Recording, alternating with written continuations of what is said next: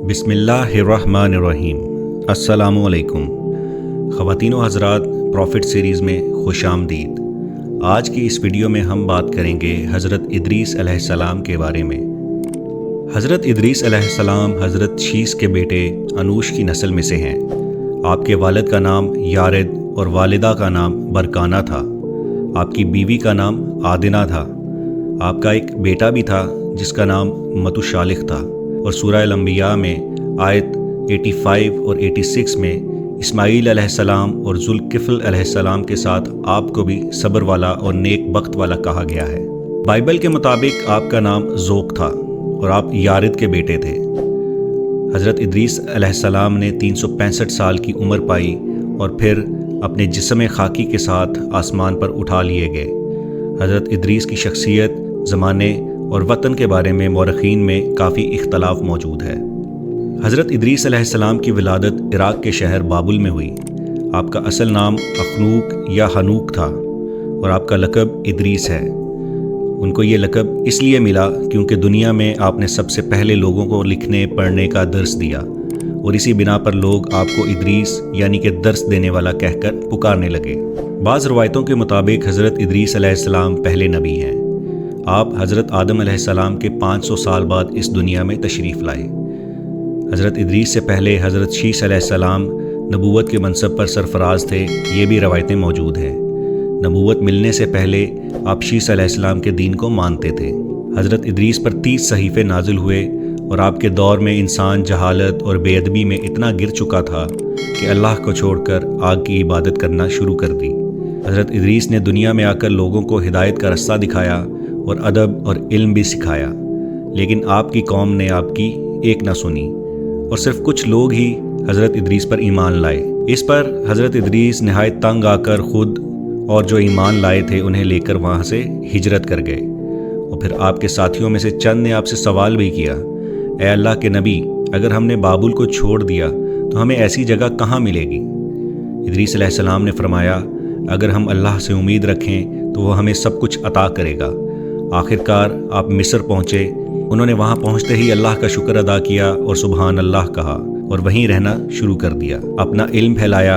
हज़रत इदरीस पहले इंसान थे जिन्होंने कलम के ज़रिए लिखा और लोगों को भी सिखाया। फिर आपने उन लोगों के साथ मिलकर जो ईमान लाए थे बाबुल में बुराई और बुरे लोगों के साथ जंग की, फतह याब हुए और दुनिया से एक दफ़ा फिर बुराई का नामो निशान मिटाया। हज़रत इदरीस अलैहिस्सलाम के हुलिये के बारे में भी कुछ रिवायात मौजूद हैं।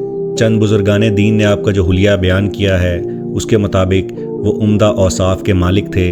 पूरा कदो कामत था, खूबसूरत भी थे और खूबरू भी थे, घनी दाढ़ी, चौड़े कंधे, मजबूत हड्डियाँ और दुबले पतले भी थे। संजीदा रहने वाले, सुरमगी चमकदार आँखों के मालिक और उनकी गुफ्तगू बावकार हुआ करती थी। खामोशी पसंद थे और रास्ता चलते हुए नज़रें नीची कर लिया करते थे। गुस्से में गज़बनाक भी हुआ करते थे।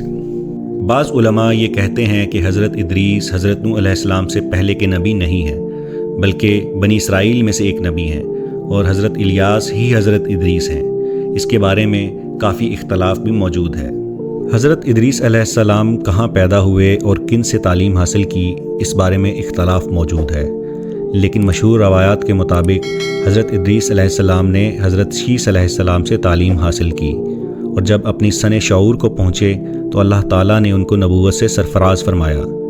तब उन्होंने शरीर और मुफसदों को राह हदायत की तबलीग शुरू की, मगर मुफसदों ने उनकी एक ना सुनी और हज़रत आदम और शीस की शरीयत के मुखालिफ ही रहे।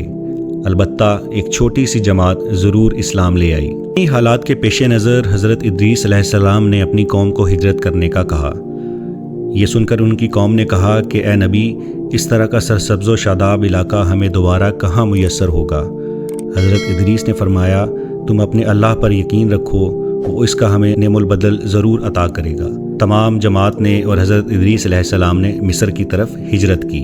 कहा जाता है कि उनके ज़माने में 72 ज़ुबानें बोली जाती थीं और हज़रत इदरीस अलैहिस्सलाम अल्लाह के फ़ज़ल व करम से वक्त की तमाम ज़ुबानों के कामिल भी थे और हर जमात को उसी की ज़ुबान में तबलीग दिया करते थे।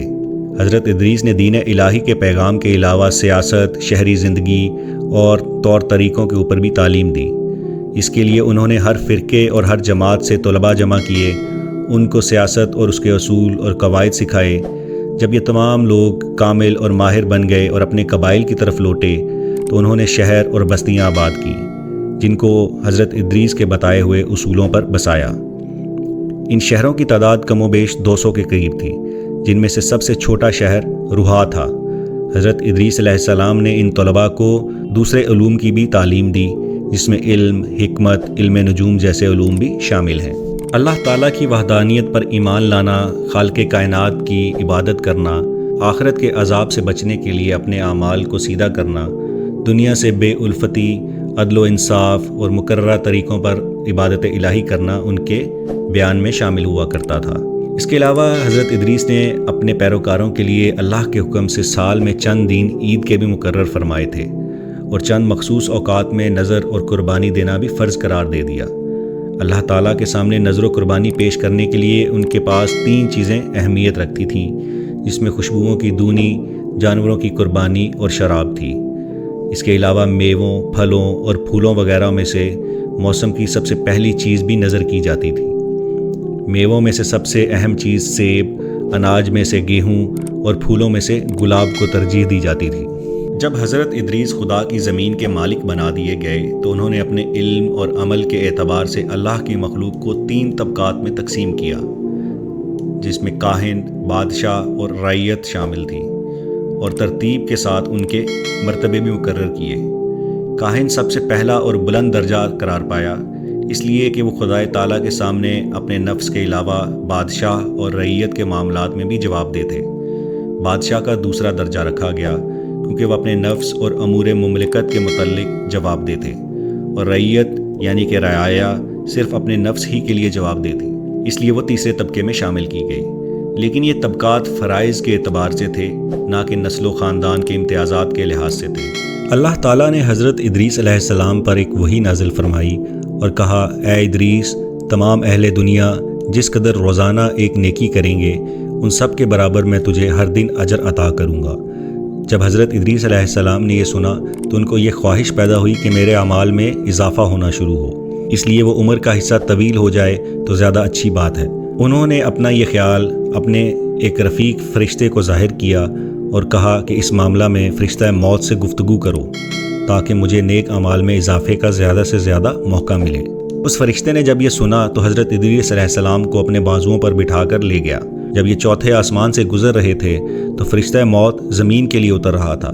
وہیں دونوں کی ملاقات ہوئی اور دوست فرشتے نے فرشتہ موت سے حضرت ادریس کے معاملے میں گفتگو کی، اور فرشتہ موت نے پوچھا، ادریس کہاں ہیں؟ انہوں نے کہا، وہ تو میری پشت پر سوار ہیں۔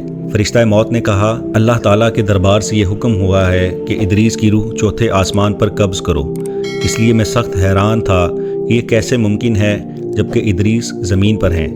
اسی وقت فرشتہ موت نے حضرت ادریس علیہ السلام کی روح قبض کی۔ حضرت ادریس علیہ السلام نے 365 سال کی عمر پائی۔